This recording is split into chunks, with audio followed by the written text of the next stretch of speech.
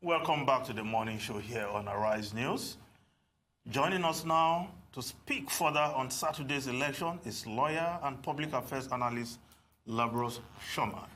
You're welcome to our program. A pleasure, miss. Yes, let's just start from where we landed with our last guests.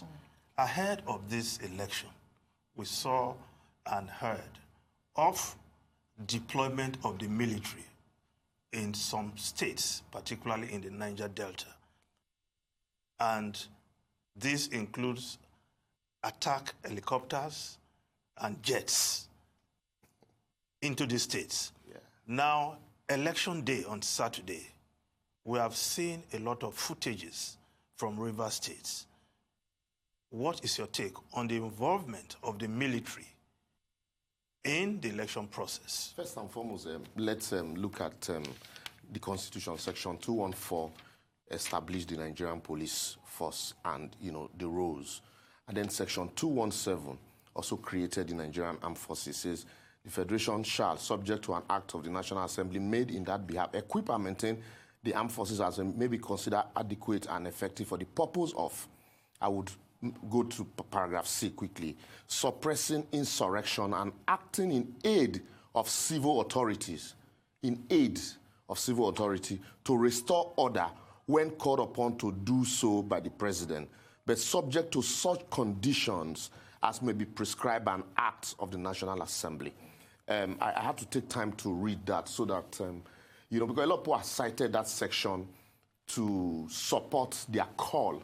Yeah, the president had power to call on the military, but it is to aid, the civil force, which is the Nigerian police, established by virtue of Section 214, and in most cases, also by virtue of the Federal High Court judgment, obtained by the government in power now when they were in opposition.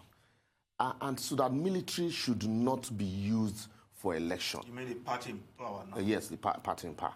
I would have expected that, yes, as a result of the insecurity, like I said the last time I was here, yes, there's need for all hands to be on deck. But a situation where the military now takes over the theater of election management, it becomes scary, especially when there's now confrontation between the Nigerian police, whose primary and constitutional responsibility is that role. Mind you, the police didn't say that they are short of men. They didn't call for backup. So this call was not to aid the Nigerian police in the discharge of their duty. So more of it, more like it's an interference. But also, I listened to the news this morning and you hear the Chief of Army Staff saying that the military men, quote and unquote, that are armed thugs or politicians. Because if you also remember before now that, there were reports in the news that politicians were importing uniform, military uniform, police uniform to kit thugs. I would have expected also that if these military men are thugs of the politicians, they would not come in military vehicles. They also would have been arrested immediately by the policemen on ground instead of having, a confrontation. And then even if it's just about uniform, how about the military men carrying guns also? So these are the challenges that we have to sit down. Now, it is always very convenient for us, immediately after the election, once it produces a desired result, we go to sleep, we forget all the issues. These are some of the challenges and the issues that we'll need to immediately kickstart a discussion around immediately after this election process. Well, okay, just a follow-up to that, because we've seen all this play out in the bid of trying to have a secure and a safe election. Yeah. Clearly, military police has not worked. Where do we go from here? I won't say policing. I would want to use the word because effective. with what we are happening in Imo State. Yeah, I would want to use the word effectiveness. Okay, effective policing. In the same vein, has the military also worked? If you remember in Ekiti, all the manipulations, allegations of manipulations and rigging that happened in the Ekiti election in 2014 were all traced to the interference of the military, including, what's his name, retired Major General Momo. And also, if you remember also, yes, I agree, in 2015 Rivers State election, some mobile policemen, in collaboration with INEC officials, are still standing trial. These are the ones that we know. These are the ones that were put on trial. How about the military men that participated in our Ekiti election, that participated in the 2014 Oshun election? And so these people are human beings, depending on who is giving the order. So it's not just the police that have failed. Effectively, election ordinarily it should be about go out, cast your votes, votes are counted, a winner announced. But because there is so much impunity, and then there is a breach of trust, and then this mentality of government being the only business, and there are no checks, and then we do not seek for the truth, because we are divided along our party, ethnic, and religious line, intentionally created by our leaders. And so, if, like I said the last time, if today the government in power, it's very convenient for them to look the other way, while the military is on rampage, because what is happening in Port Harcourt is not maintaining peace. A situation where you deprive INEC officials who are constitutionally responsible, to occupy a collation center, you deprive them of even occupying that place. That's not maintaining peace. Maintaining peace is that there's a crisis. And like you said, there's a crisis, and so all the helicopters, or people had snatched ballot boxes and they were on the run. In hot pursuit, there are places where, the vehicles can't get to. You use helicopter area surveillance. But this is not a question of coming to maintaining peace.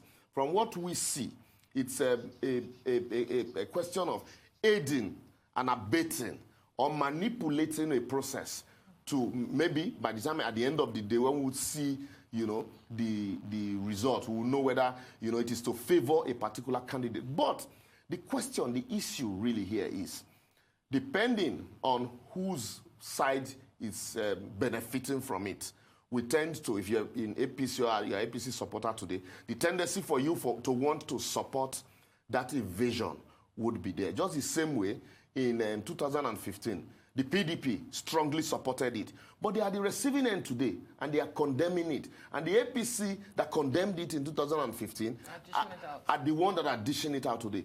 What that means is that there is no truth in all of us until we begin to identify, yes, irrespective of party affiliation, this is what should happen and this is what shouldn't happen.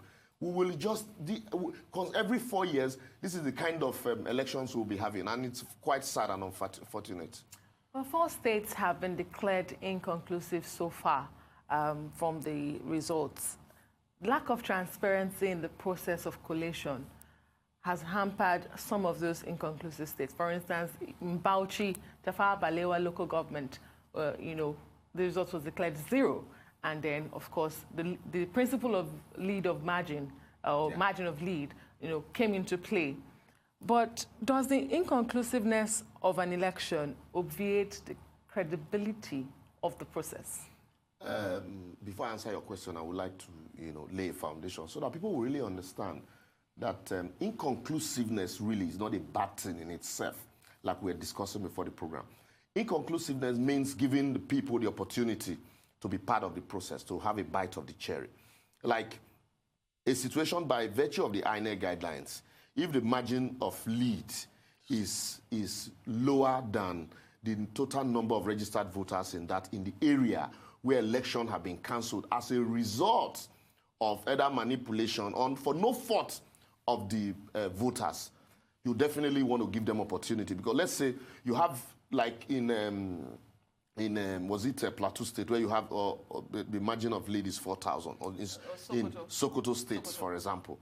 And the number of PVC collected in Sokoto State is about 90%. And the total number of registered voters in this area, it's about, let's say, 70,000. And so, if you look at the percentage, even if you're using PVC collected, you would, if you go ahead to declare results in such places, what it means is that the majority of the people had not, determined the outcome of that election. And so, because politicians also want to throw spanners in the works, go disrupt processes so that, we can win with fewer votes, provided it's the majority. So what INEC came up with is, look, if for no fault of the voters, we've cancelled elections, then we should give them another opportunity, provided the total number of registered voters in that area is more than the margin. But we had cause to argue against the backdrop of what happened in Kogi. If you remember, there in Dekina local government in Kogi, in the when the then candidate died before the final election results were announced, INEC did say that they cancelled the election in 2 local government. But because the candidate had died, some of the argument that some of us put out at that time was that, look, there's need for INEC to reckon with the number of PVCs in that area as against the number of registered voters. Because, like, according to their guideline, it is only those with permanent voters cards that would vote. So if you have, what's the use of having 20,000 registered voters, and you know that on the day of the election is only 4,000 that we vote, and the margin of lead is more than 4,000. So at the end of the day, you're just going to waste money. It's an effort in futility. But the Supreme Court did rule against also the case of Wike and Dakuku. The Supreme Court's opinion was that since card reader was alien to our laws, and so if you have to reckon, if you're on the issue of overvoting or talking about margin of error or margin of lead, the register, the INEC register, and not the number of PVCs collected should be the benchmark for calculating numbers. But after that Supreme Court judgment, INEC still went ahead when they introduced simultaneous voting and accreditation.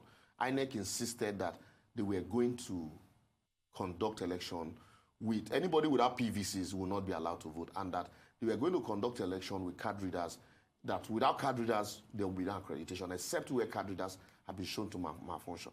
So one would have expected that, having insisted that it must be card reader by virtue of your rules, there's need also to look at some of these areas, especially where there are insecurities, where there are challenges, to look at the number of card readers collected in PVCs collected in those places as against the number of the registered voters in those areas, because even if you redo the election 100 times, you're still going to have those only who collected PVCs to vote. Why I am saying this, because of the experience, your shoe experience.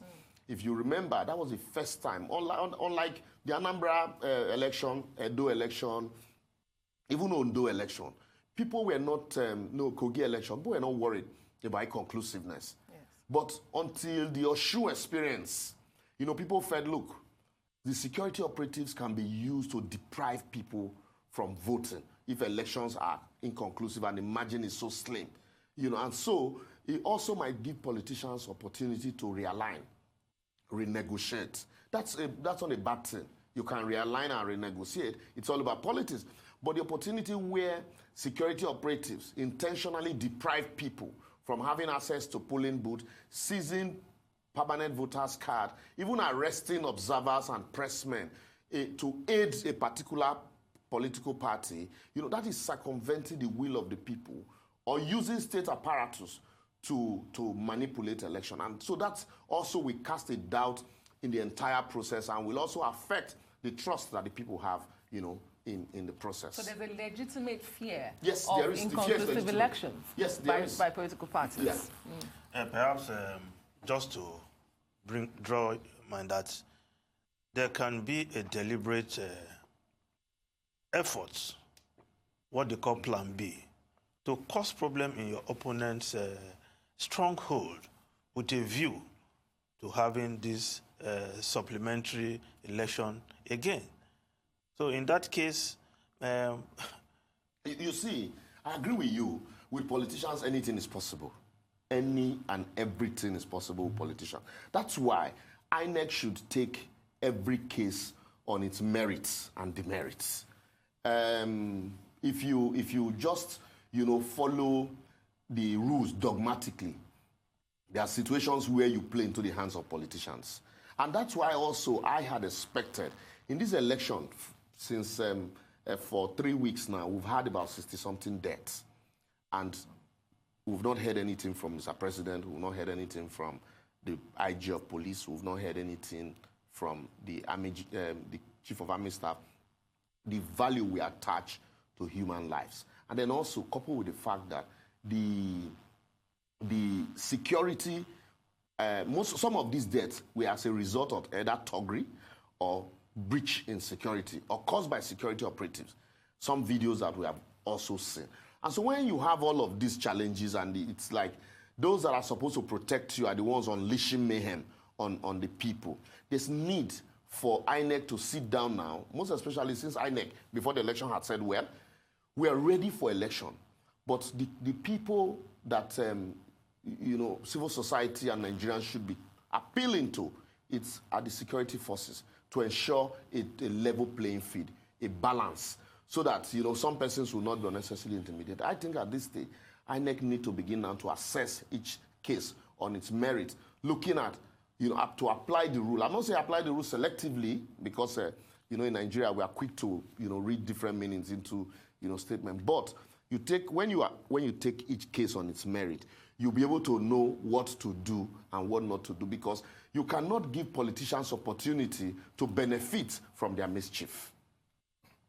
All right. From what we are seeing right now, the level of desperation from politicians is beginning to worry people. They are going to every length to ensure that they deprive people and actually, not just deprive, dissuade people from coming out to vote. How do we tackle this? And what has changed in our political landscape that has made things so tense that people right now are willing to do every and anything to ensure they win elections? Thank you. I think, first and foremost, politicians are not ready to make sacrifice, for a better process. It is always very convenient for us to, be fixated on INEC. INEC need to do this. INEC need to educate voters. INEC needs to prepare for election. INEC need to ensure security. But we also forget that the beneficiary of the process are the politicians. And so we also need to call out the politicians at each interval. Government is the biggest business in Nigeria. And that's why a man who could barely feed becomes a councillor. He's honorable, he build houses, he has chains of businesses, no question asked. And that's why some people can, have, you can't trace them to any business, any credible business, but because they are politicians, they control state resources. And so when you have such a scenario, it's no longer about service. And so when people tell you, oh, I've been called to come and serve, it's all a lie. It's to line their pocket. And so they will kill to get there. And before now, these killings and this desperation were not prevalent because you had one behemoth, domineering party, and then you have other fringe political parties. It took time and the advice of Alhaji Balarabe Musa for the fringe political parties to know that for them to give the bigger party a run for its money, they need to come together. So the moment they came together, you have two strong political parties with a balance of force, balance of terror, and in some cases, state apparatus. And so it becomes very prevalent and very obvious now for you to see.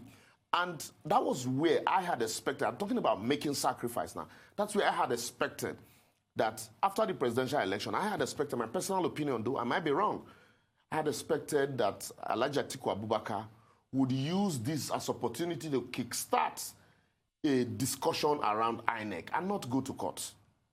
I know the process of having to prove electoral irregularities at the tribunal. And most especially if you look at the figures, you look at the figures from 1990 date, and also the turnout of voters, it would be an uphill task. I'm not preempting the court, but I had expected that all of these challenges, all of these misgivings, identify, you collate them, and let's sit down with INEC, let's begin to discuss issues around our election and enhance transparency. But the moment you go to court, two things will happen. One, INEC would say, well, let's dispose of the matter in court first, by which time, a lot of water would have passed under the bridge. So the time to sit back again would be there. And then secondly, the divide that we have noticed, wailing wailers, hailing hailers, would continue to fester. Oh, you are bad losers because you rigged the election. And so we'll continue in that circle until the next, staggered election, and then we'll gradually, until we get 4 years' time, we're discussing the same issues, and then even will be more daring. The interference of state apparatus we saw in 2015 election reduced. Well, we had expected that it would reduce now, but it increased. And in all the election that the current president, Buhari, participated, because people would say, oh, but after all, Buhari challenged the process. So why are you saying Atiku shouldn't challenge the process? And for a lawyer, that's the way we can enhance it. But in all the processes that he challenged, which one of them gave him victory? The only time he was able to get victory at the poll was when the process of reforming INEC was kickstarted by Alhaji Yaradua, when he admitted publicly that the election that brought him into office were largely flawed, and we needed to do something. And that led to the constitution of the Waste Panel report. And it was some of the recommendations of the Waste Panel report that also led to the appointment of Jega. And when Jega came, Jega said we could no longer do things the way we used to do them. We started with the register and introduced a novel idea. It was the introduction of that novel idea, that means reformation by INEC, that led to the transparency we saw in 2015. Until we remember and we realize that it is INEC that we need to consistently reform. And then once you reform INEC and the votes are not as manual as they are, you won't need security operative. If we continue to go to court, lawyers will eat, just like politicians will eat theirs, the police will eat theirs during the election, lawyers will collect theirs after the election, and then the cycle will continue. And then we'll leave INEC the way it is. But there are extant laws and guidelines, to ensure that electoral offenders are prosecuted. Fantastic. But with that in place, we still see heightened brazen acts by political actors, as we've seen. Perhaps, let me ask, do you think that if President Muhammadu Buhari had signed the electoral amendment bill into law before this election, we could have prevented some of the things we're seeing? Let me just add to that, because it's still along the same line. Because you seem to be appealing to the wrong person, Atiku Abubakar. No. Because analyzing the issues and the facts. If a president came to office, said this process that brought me to power was flawed, and he did something, don't you think we should be appealing to President Muhammadu Buhari, since he will not be contesting again, to please make this his major project? Because, like he pointed out, his refusal to sign the Electoral Act also robbed the system of various measures put in place in that amendment that would have helped the process. This is a Hydra-headed question, but I will attempt to take them one after the other, starting from yours. The amendment, I said something that after every election, we go to sleep with INEC, most especially the 2015 election, because it produced a desired result. And so to that extent, it was natural for us to forget all of the hiccups that was witnessed in the process. And so we just naturally felt, look, INEC will be ready come 4 years. And they kept telling us, we are ready, until, few hours to the election, they said, no, wait, we are not ready. And so, at what point did we kickstart the process of amending these processes? We waited for the tribunals to run its course. It was after the tribunal ran its course, we started selecting some that we could amend. So it wasn't a holistic approach. It was, okay, which one can we take, which one can we leave? So midway, we started midway, and then down the ladder, we introduced politics into it. And so because you have actors, participants in the process, who would also look at the process from the point of view of benefits. If I amend this, it will not be beneficial to me. Or if I amend it, I might create problems for my people also.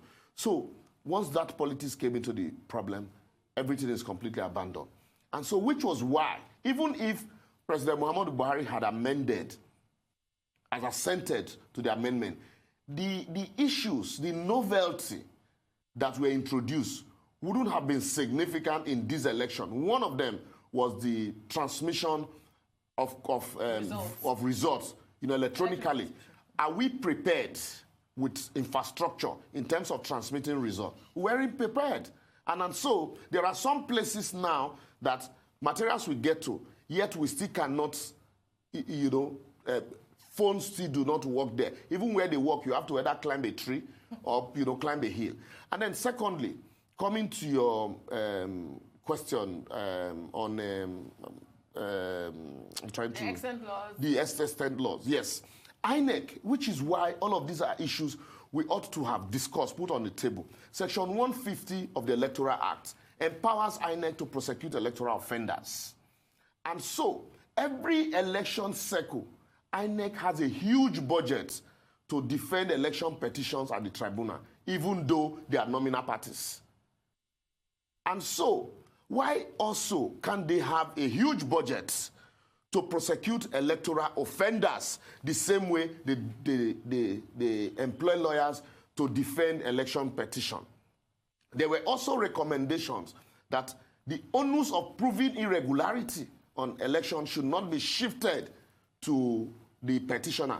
Because by virtue of the Act 2, once INEC makes a return, by virtue of Section 155, it is only the court that can nullify it. And so INEC is, in some cases, is in a hurry to make a return.